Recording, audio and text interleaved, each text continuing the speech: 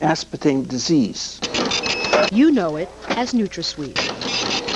It's in just about everything. Soft drinks, iced tea, hot chocolate, tabletop sweetener, chewing gum, cereal, pudding, ice cream, cookies, even breath mints and children's vitamins. Odds are, aspartame is part of your diet. But should it be?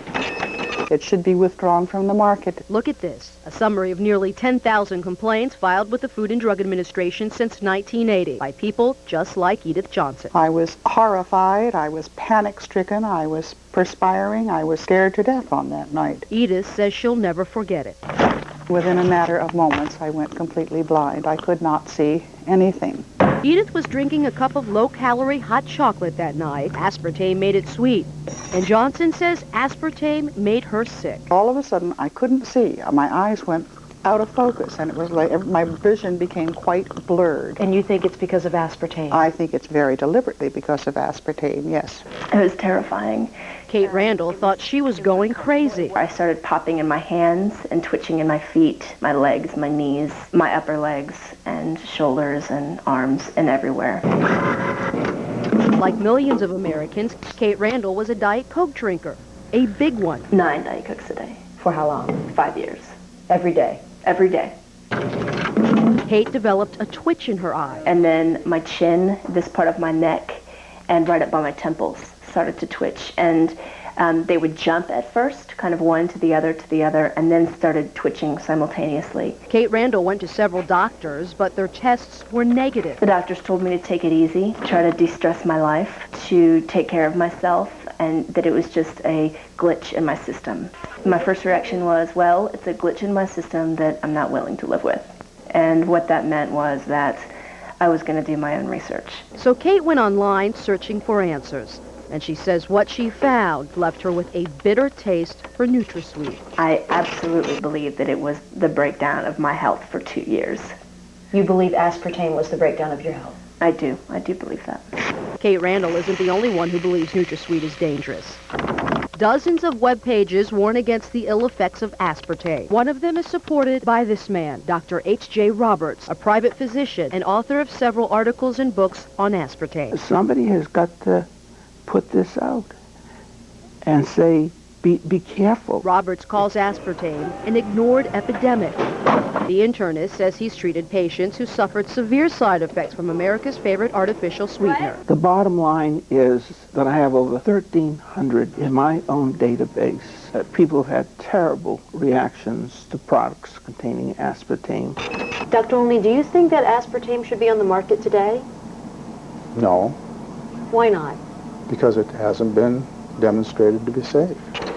Dr. John Olney is a researcher at Washington University in St. Louis. I fed aspartame to infant mice and found that it produced the same kind of brain damage that monosodium glutamate causes. Dr. Olney started studying the effects of aspartame in 1970. He says he was alarmed when the rodents developed brain tumors. It indicates that if there's an adverse effect, a serious adverse effect in the animals, and if that adverse effect is absolutely proven in the animal research, then it should not be approved for human use.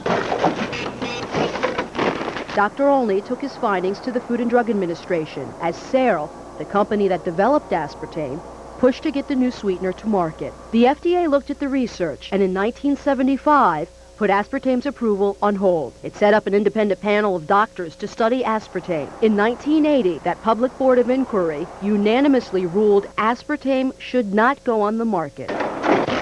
We had a major responsibility to evaluate. Dr. Vernon Young from MIT is the only surviving member of the board of inquiry.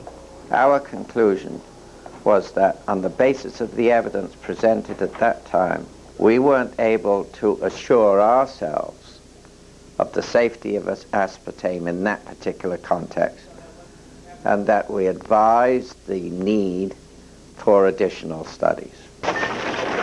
They had some concerns about it and felt that there should be additional animal studies done before it was approved. Dr. Jerry Goyan was the FDA commissioner then. I looked at that, read it at the time, obviously, and said that, well, what we had to do next was set up an internal committee of people who had played no part in previous studies of aspartame.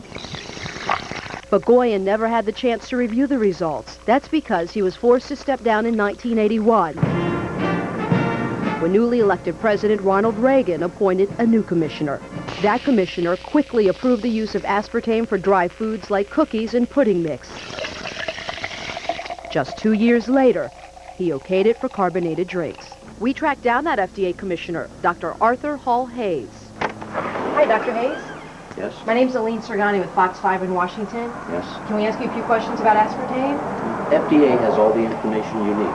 Yes, but sir, you were the FDA commissioner when aspartame was approved, and so we'd like to ask you a few questions. No, I really have no comments. All the information is available to Food and Drug Administration. Sir, don't you think it's your responsibility as the FDA commissioner when aspartame was approved to answer some of our questions?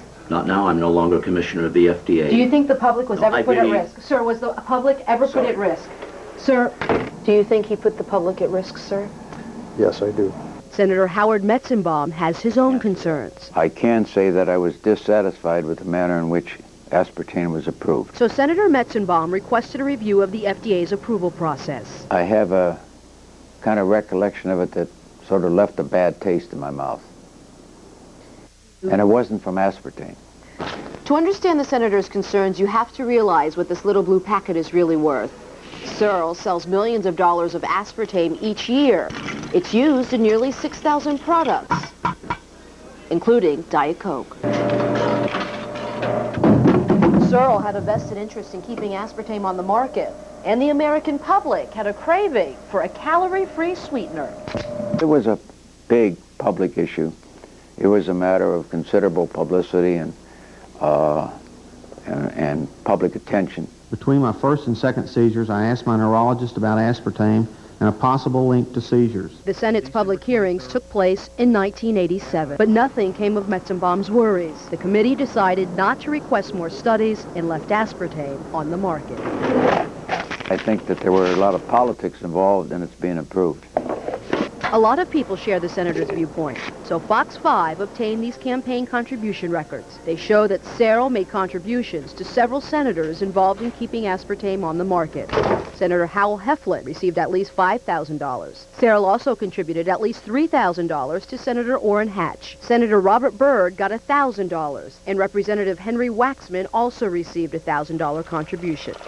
And that's not all. We also learned that several federal officials were investigated for possible ties to Searle. I think the chairman of the FDA wound up in having some sort of economic relationship beneficial to himself with Searle Manufacturing, who at that time owned the rights to aspartame. The issue is really not an issue of science, it's an issue of politics.